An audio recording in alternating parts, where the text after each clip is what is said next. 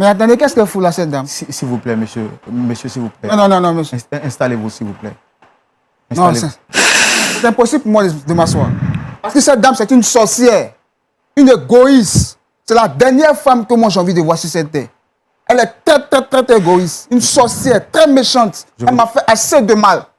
Je refuse de la voir. Je refuse. Je comprends ce que vous dites, s'il vous plaît. Ne me touche pas. Ne me touche pas.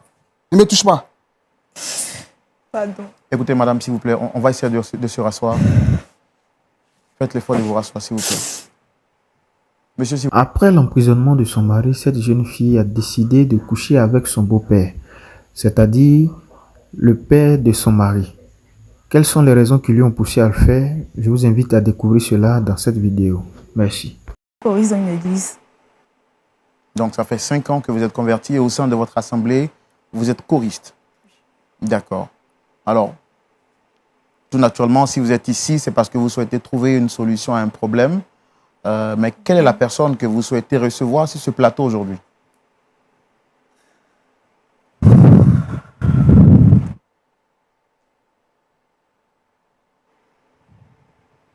Frère Roland, c'est difficile pour moi. C'est très difficile pour moi. Je comprends.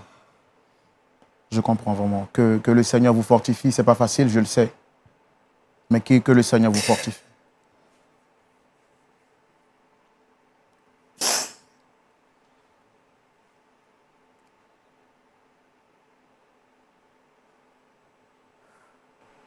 Il s'agit de mon époux.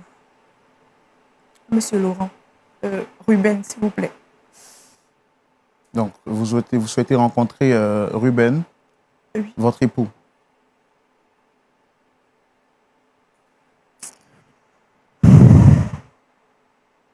Regardez-moi.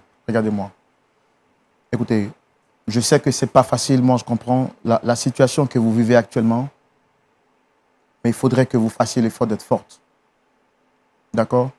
Déjà, vous avez fait un grand pas, de quitter chez vous jusqu'à venir ici pour parler en public, c'est déjà quelque chose de merveilleux.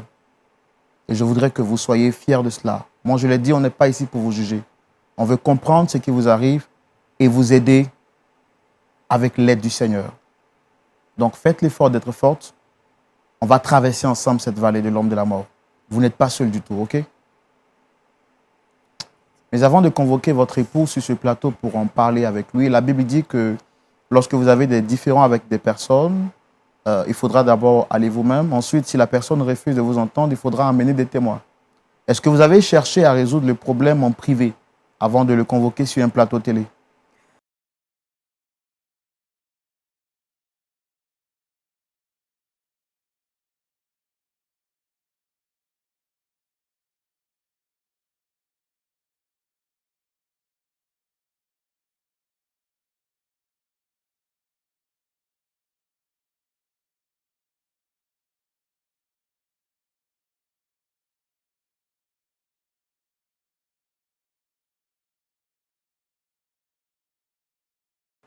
Vous l'avez dit, vous espérez que Point d'accord réussira à vous réconcilier. Et pour savoir ce qui s'est réellement passé, on le fera tout de suite dans notre rubrique Le grand déballage, et c'est maintenant.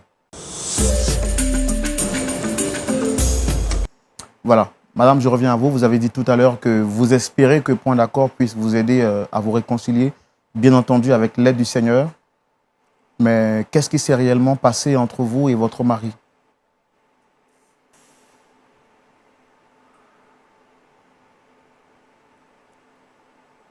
D'abord, j'aimerais signifier que mon époux, c'est un homme bien. Quelqu'un qui est prêt à aider son prochain.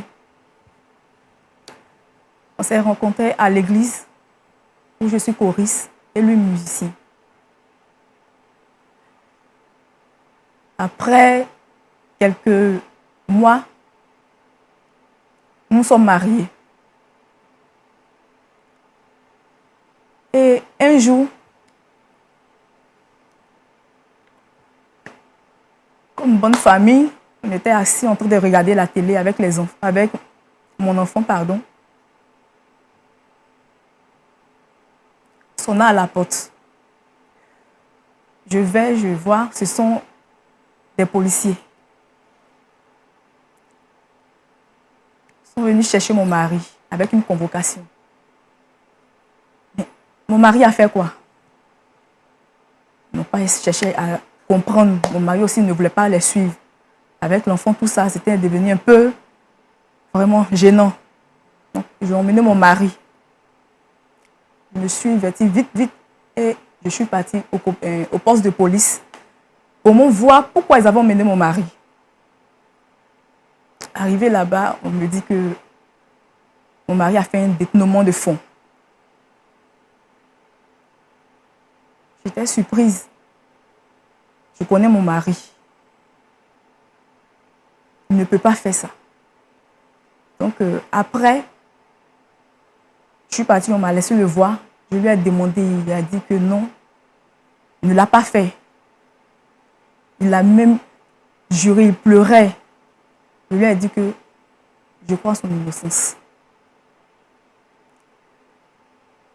Après ça, il a passé 3 jours au poste de police.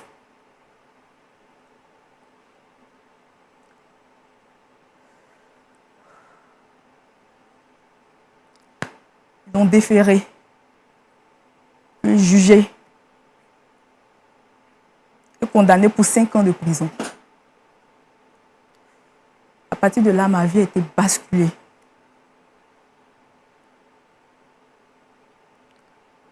J'étais avec un enfant.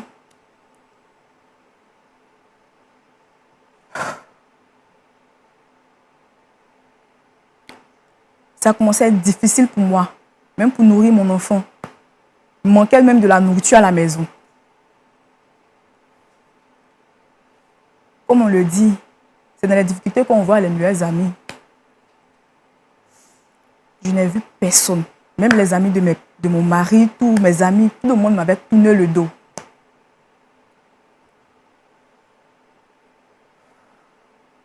Jusqu'au jour où mon beau-père, le père à mon mari, vient me voir avec des provisions, il a envoyé plein de choses, même des jouets à l'enfant, tout. J'ai rendu grâce à Dieu parce que depuis mon mariage avec mon mari, il n'a même pas assisté au mariage. Je ne l'ai jamais vu. J'ai même demandé à mon mari, mais pourquoi ton père ne vient pas, pourquoi il n'est pas venu à notre mariage? Il a dit de laisser tomber. Que c'est une histoire, il n'a pas envie de rentrer dans les détails. Mais je sentais que c'était un peu fou entre eux. Ok, c'est mon beau-père, il vient à la maison. Il venait peut-être même 4 fois dans la semaine, il peut venir, défile, il envoie des provisions. En tout cas, j'étais là, j'étais heureuse. Je dis, ah Seigneur, merci. Ça, c'était pendant que votre mari a été emprisonné. Emprisonné.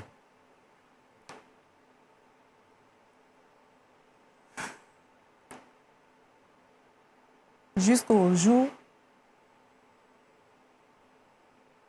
Oh Seigneur.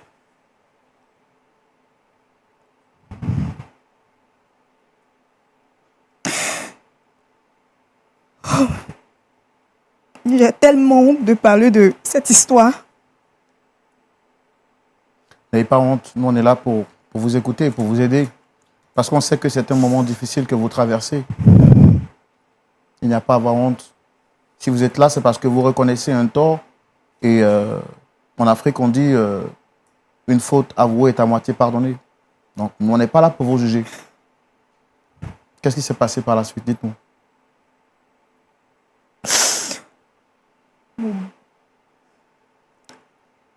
Mon beau-père a demandé à coucher avec moi.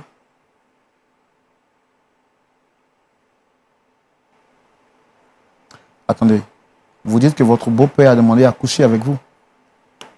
Oui.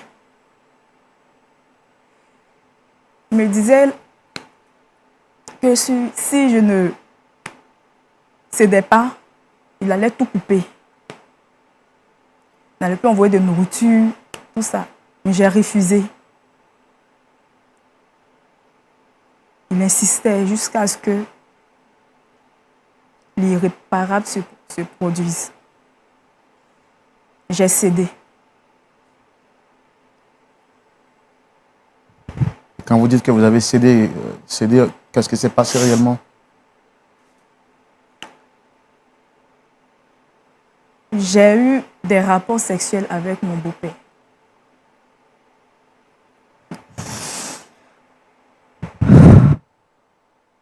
Alors, quand toutes ces situations avaient commencé à vous arriver, est-ce que vous avez pris le temps d'en parler à votre pasteur?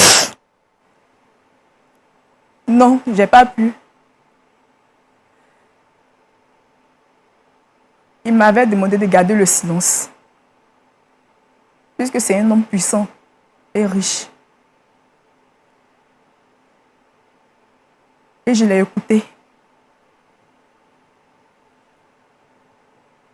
C'est parce que vous aviez peur de lui?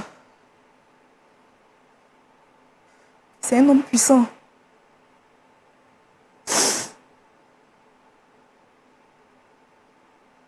Et j'avais peur aussi de lui. J'avais peur de lui. Très peur.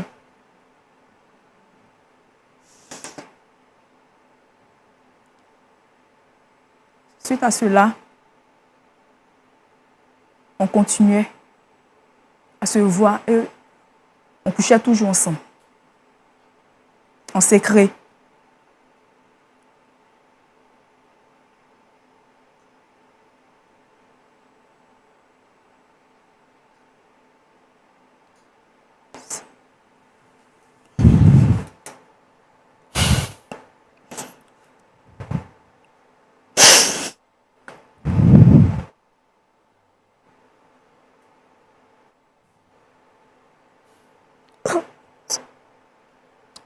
Alors, qu'est-ce qui s'est passé par la suite après ces temps de rapport?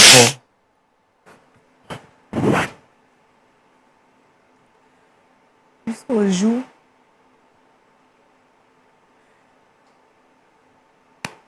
un soir, on était à la maison, mon beau-père et moi, dans la maison de mon mari.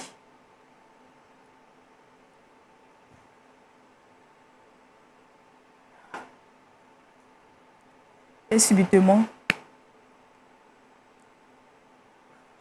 mon mari, qui était en prison, a été libéré. À 12 mois de prison, il était libéré par la grâce présidentielle. Donc, ça veut dire qu'il était condamné pour combien de temps au départ? 5 ans, Et au lieu de 5 ans, il a fait que 12 mois. 12 mois. Libéré par grâce présidentielle. Oui, oui, c'est ça.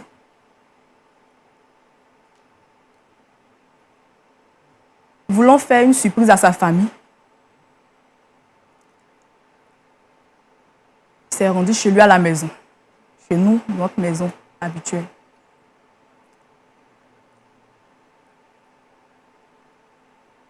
Et c'est là que il nous a surpris, moi et son père, dans le lit conjugal.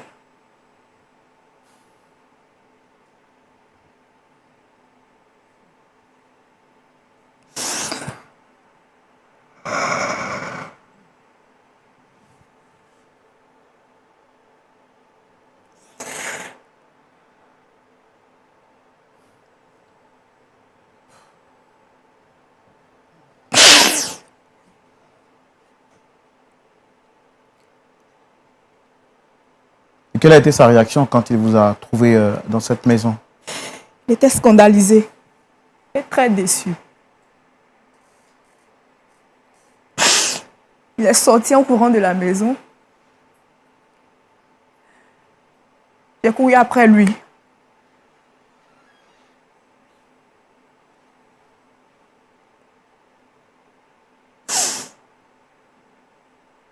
Il était déjà parti. Et votre beau-père, en ce moment-là, comment est-ce qu'il se sentait? Qu'est-ce qu'il a dit?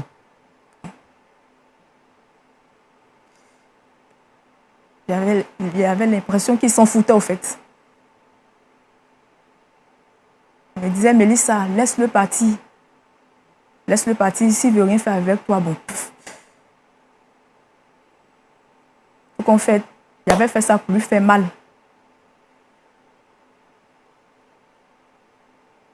J'étais utilisé pour faire mal à mon fils parce qu'il m'avait désobéi. C'est ce que votre beau-père a dit? Il s'en foutait.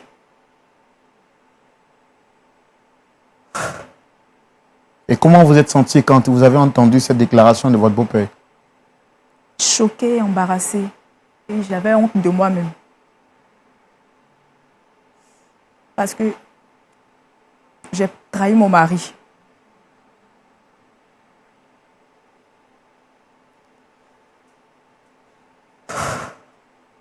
C'est pas facile pour moi.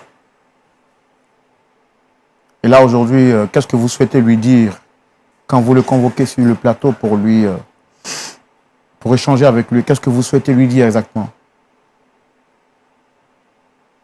J'aime pas son pardon. Je veux simplement qu'il me pardonne parce qu'il veut qu'on divorce. Et moi, j'aime toujours mon mari, je ne veux pas divorcer.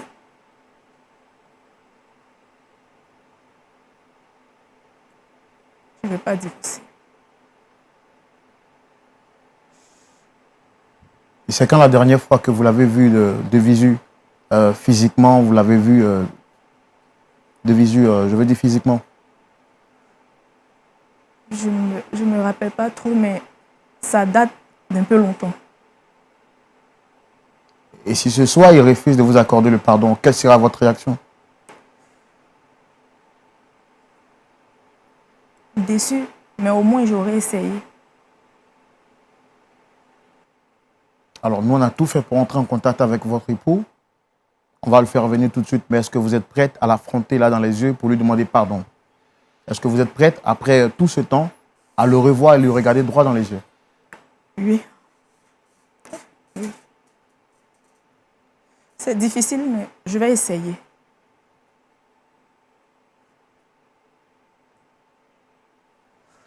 Pasteur Tchoumou, il y a des situations, tant que vous ne les avez pas vécues, il faut croire que, on peut croire qu'elles n'existent pas. Nous voici encore face à une montagne. Je n'ai pas les mots, c'est vraiment difficile. Mais bon, je pense qu'on va essayer de faire venir son époux pour tenter de trouver un point d'accord. Okay. Est-ce qu'il acceptera de pardonner à celle-là même qui l'a blessé, qui l'a trahi, grave, qui a couché avec son père? Mais la suite de l'histoire nous le dira.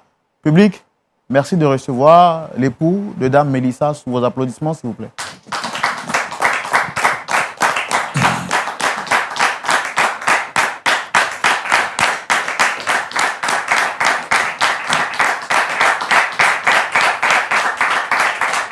Et toi, qu'est-ce que tu fous là? Mais attendez, qu'est-ce que fout là, cette dame? S'il vous plaît, monsieur. Monsieur, s'il vous plaît. Non, monsieur. Installez-vous, s'il vous plaît. Non, c'est impossible pour moi de m'asseoir. Parce que cette dame, c'est une sorcière. Une égoïste. C'est la dernière femme que moi j'ai envie de voir sur cette terre. Elle est très égoïste. Une sorcière, très méchante. Elle m'a fait assez de mal. Je refuse de la voir. Je refuse. Je comprends ce que vous dites, s'il vous plaît. Ne me touche pas, ne me touche pas, ne me touche pas. Pardon. Écoutez, madame, s'il vous plaît, on va essayer de se rasseoir. Faites l'effort de vous rasseoir, s'il vous plaît. Monsieur, s'il vous plaît, je vous explique tout dans le détail, mais s'il vous plaît, rasseyez-vous. C'est un peu difficile pour moi, monsieur. Je vous demande pardon. Pour le respect que j'ai pour votre personne.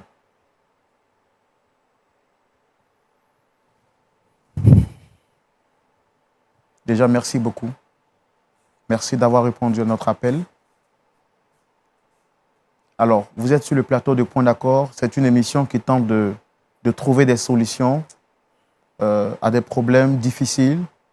Et les gens viennent ici, et la plupart du temps, lorsqu'ils n'ont plus d'issue, plus de recours. Et cette dame qui est là nous a demandé de tout faire pour entrer en contact avec vous, pour vous demander pardon. Parce qu'elle reconnaît avoir fait quelque chose de grave. Et elle souhaiterait que vous lui accordiez votre pardon. Donc, elle aura naturellement besoin que vous l'écoutiez, s'il vous plaît. Et par la suite, vous pourrez dire ce que vous avez envie de dire. C'est trop facile. C'est trop facile, monsieur. Savez-vous ce que cette dame a fait? Est-ce qu'elle vous a raconté textuellement ce qu'elle a fait? L'acte qu'elle a pu poser. Parce que moi, elle m'énerve. Je n'ai même pas envie d'entendre un mot venant d'elle. Je vous l'assure, c'est la dernière femme sur cette terre que moi j'ai envie de rencontrer. Voir de mes deux yeux. Elle m'a fait assez de mal. Assez. Et je souffre dans mon être. Elle m'a poignardé. Quand je pense à notre enfant, j'ai mal. Je me dis, cet enfant, quand il sera plus grand, qu'est-ce qu'il va penser? S'il sait ce que sa mère a posé, l'acte que sa mère a posé. Seras-tu fier d'elle? La question reste posée. Alors tout à l'heure, c'est vrai que vous m'avez demandé est-ce que je sais ce qu'elle a fait. Nous avons eu le temps d'écouter son récit. Je pense que il faudrait également entendre votre part de vérité. Qu'est-ce qui s'est réellement passé? Je rappelle que vous êtes Monsieur Ruben, si je ne me trompe, c'est Oui. bien cela. Et vous êtes entrepreneur. C'est exact. Moi, je suis le frère Roland. Ok. Et juste en face, vous avez le pasteur Jean-Yves Toumou Ok. et le pasteur également, le pasteur Lindsay, c'est ça? Et des frères et sœurs dans la foi. D'accord. Comme je l'ai dit, c'est un plateau où nous essayons de trouver des solutions aux problèmes difficiles que traversent des gens. Et cette dame que vous avez reconnue tout à l'heure sur le plateau, Dame Mélissa, a souhaité vous demander pardon. Nous avons écouté sa version, mais je voudrais vous demander à vous également qu'est-ce qu'elle a fait exactement quand vous dites qu'elle est une sorcière. Que s'est-il réellement passé? Alors, M. Roland, sachez que j'ai été condamné à 5 ans de prison pour une histoire. Bon, jusqu'à présent, je me sens innocent. Et j'ai passé 12 mois en prison, toujours en prison. Et par la grâce de Dieu, j'ai bénéficié d'une grâce présidentielle. Alors, tout heureux, moi, je décide de regagner ma famille, ma maison. Voilà, voir ma femme, celle que j'appelais femme, ma tante femme, Mélissa, et notre fils. Et arrivé à la maison, à ma grande surprise,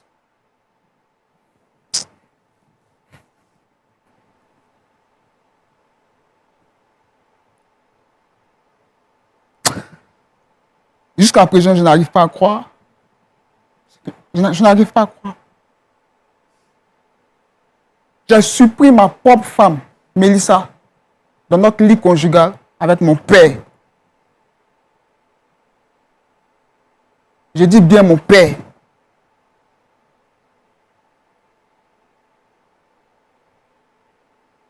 À ma place. Quel serait votre sentiment? Pour quelqu'un qui a passé 12 mois en prison, qui a été condamné à 5 ans, qui revient et qui se voit coquifié par son propre père, pas une autre personne, ni son frère, ni un ami, mais par son père. C'est-à-dire la personne dont le sang coule en moi, dont je porte le nom.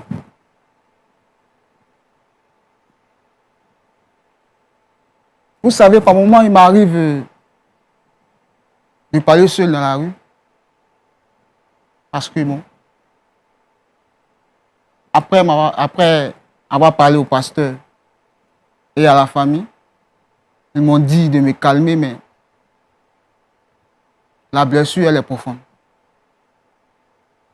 J'ai mal. Je me demande qu'est-ce qui a pu bien se passer pour que ma femme puisse me tromper avec mon père.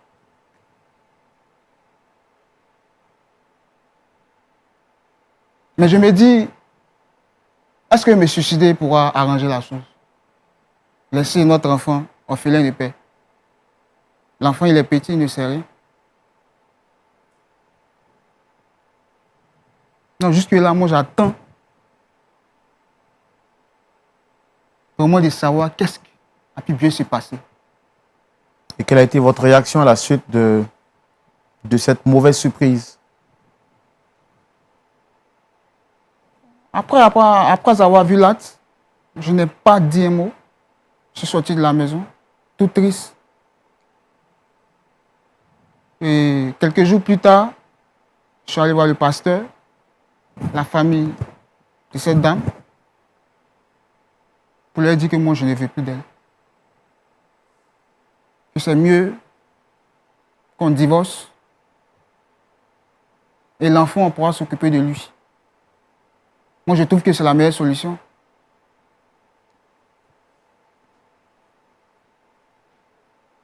Je ne me vois pas en train de vivre encore avec une femme qui m'a trompé avec mon père. C'est trop fort pour moi.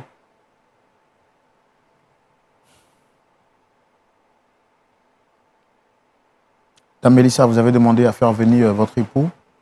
Je vois que ce n'est pas facile pour vous, malgré vos larmes qui coulent. Il est là, qu'est-ce que vous avez à lui dire? Droit dans les yeux. Ce sont des lames de crocodile, ça. Arrête ça.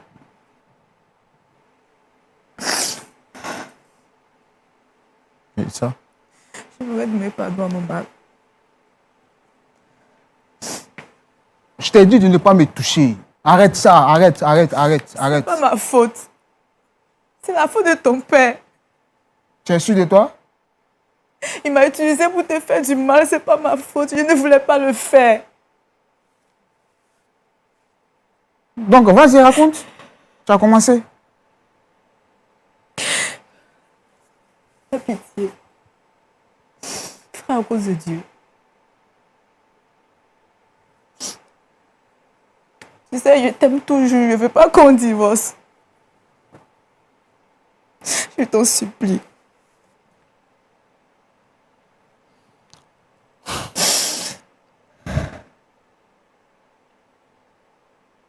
Dame Mélissa, faites l'effort de vous rasseoir, s'il vous plaît.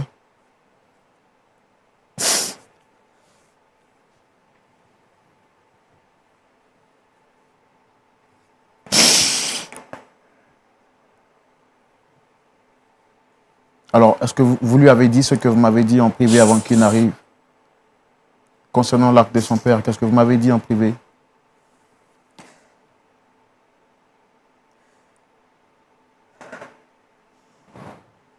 Vas-y, moi, je t'écoute. Hein. Ton père a fait ça parce qu'il t'aime. Il a une grande haine comme toi. Il dit que tu lui as désobéi. Que tu es son seul fils.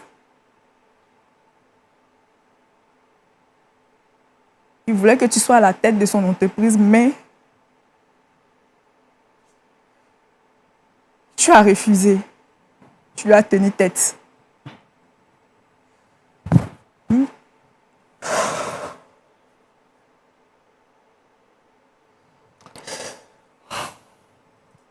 Même ton emprisonnement, il a la tête. Tu dis quoi? C'est mon père qui a formaté ce coup pour que je parte en prison. C'est bien ce que tu viens de dire, hein? Putain. Je l'ai appris le jour où tu es venu à la maison, quand tu es quitté en prison. C'est ce qu'il t'a dit ce jour? Oui. Pour le seul fait que je n'ai pas voulu travailler dans son entreprise, que j'ai voulu voler de mes propres ailes. C'est vrai, je ne t'ai pas dit qu'il y avait des embrouilles entre mon père et moi. Tout ça, bien sûr. Voilà l'une des principales causes de son absence lors de notre mariage. Mais je ne pensais pas qu'il pouvait réagir de la sorte. Est-ce que vous croyez votre père capable de faire ça? Bon, mon père était fâché contre moi, puisqu'il avait une entreprise. Et moi, j'ai décidé de voler de mes propres ailes. C'est-à-dire, je ne voulais pas rester entre les jupons du papa. Je ne suis pas un enfant. Il n'a pas apprécié cela. Bon, moi, je suis grand, j'ai décidé de fonder ma famille, tout et tout. Et ça ne lui a pas plu. Et je me rappelle, une fois j'ai décidé d'intégrer un parti politique qui est opposé au sien. Et ça, il n'a pas du tout digéré. Je crois que c'est une haine qu'il a gardée en lui, envers moi. Mais que ce soit, peu importe le motif, est-ce que vous croyez que ce soit légal que votre père vous en veuille jusqu'à vous conduire en prison? Mais il n'y a pas d'illégalité. Je suis son fils, je suis libre de voler. Je suis libre de faire ce que je veux. Du moment où je ne nuis pas Apparemment, vous semblez ne pas être choqué d'apprendre que c'est votre père qui vous a conduit en prison. Si.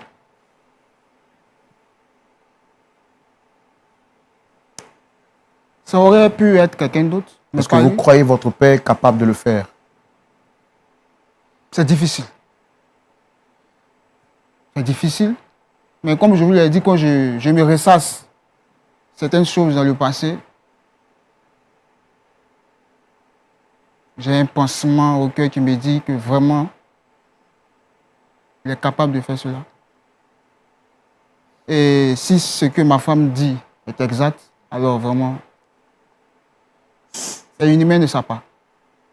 Son propre enfant, je ne trouve pas ça vraiment joli. C'est méchant. Pasteur Tchoumou, Oui, Roland. J'ai écouté l'histoire avec beaucoup de passion. Et j'avoue que je suis très choqué et déçu. Déçu d'un père immoral, un père inconscient, un père méchant. Selon l'histoire, il serait le fils unique de son père. Donc son père souhaiterait qu'il évolue dans son ombre. Mais je voudrais ici souligner que le père lui-même, il est entrepreneur. Donc, il a un fils également qui est entrepreneur dans l'âme. Donc, qui voudrait, lui aussi, entreprendre en dehors de l'entreprise de son père. Moi, je pense que c'est un fils à encourager et c'est un geste à louer quand on a fait un fils qui nous ressemble. On doit être heureux de cela. Qu'est-ce qu'il veut offrir à son fils? Qu'est-ce qu'il veut faire de son fils pour être choqué jusqu'à ce point pour dire que son fils lui a désobéi et que, bon, par rapport à cela, il se venge de son fils. Le monde est méchant aujourd'hui. Tu prends ton fils, tu le mets en prison et tu viens combler de toutes sortes de cadeaux son épouse que tu ne connais pas vraiment parce que tu n'étais pas au mariage, ça ne t'a pas intéressé d'être là. Maintenant que tu as mis ton fils en prison, tu viens pour coucher avec son épouse qu'il a laissée. Mais les enfants s'entendaient bien à leur maison. Ils élevaient leurs enfants. Ils étaient heureux quand le coup malheureux est arrivé. Donc, à imaginer qu'il y a des gens comme ça qui peuvent agir comme ça contre leurs propres enfants, c'est choquant. Mais ce que je voudrais dire à, comment ça s'appelle là? Mélissa. Bon, moi je me demande comment une femme peut être légère jusqu'à ce point. Il vient, il se présente. Il te dit qu'il est le père de ton mari. Il vient avec des cadeaux. Des cadeaux même, des jouets pour l'enfant, la nourriture et tout ça. Comme tu as dit que tout le monde t'a tourné le dos, tu pensais vraiment que c'était utile de coucher avec le père de ton mari? Mais dis-moi, comment tu vas les regarder les deux? C'est dit que ton mari sort de prison, le père de ton mari est là, même s'il ne venait pas vous surprendre dans le lit. Dis-moi, comment est-ce que tu allais les gérer les deux? Comment tu allais les regarder? Mais tu ne réfléchis pas. Ce n'est pas de la réflexion. Donc tu as couché avec lui parce qu'il t'a apporté à manger? Après que ton mari t'ait surpris, tu t'en vas maintenant voir le pasteur. Mais écoutez, vous appartenez à une assemblée, n'est-ce pas? S'il y a des difficultés dans la maison parce que le mari est en prison, il faut que l'église se mobilise. Laurent, Oui, pasteur. je pense que la solidarité dans l'église est une chose importante. Et là, l'église a manqué à quelque chose. Un jeune homme qui va en prison, son épouse qui est restée seule, tout le monde lui tourne le dos. Voilà ce que ça a engendré. Mais moi, ce que je dis à Mélissa, c'est que elle a été très légère et vraiment, ce n'est pas son avantage. C'est quel genre de femme tu es? Ton mari, il est le fils unique. Et le père, là, il n'a pas un autre enfant. Donc, tu couches avec le père, tu couches. C'est-à-dire que à la première difficulté qu'il y a eu dans votre foyer, tu allais coucher avec ton beau-père. Ah, la vie, on dit que la vie est un combat.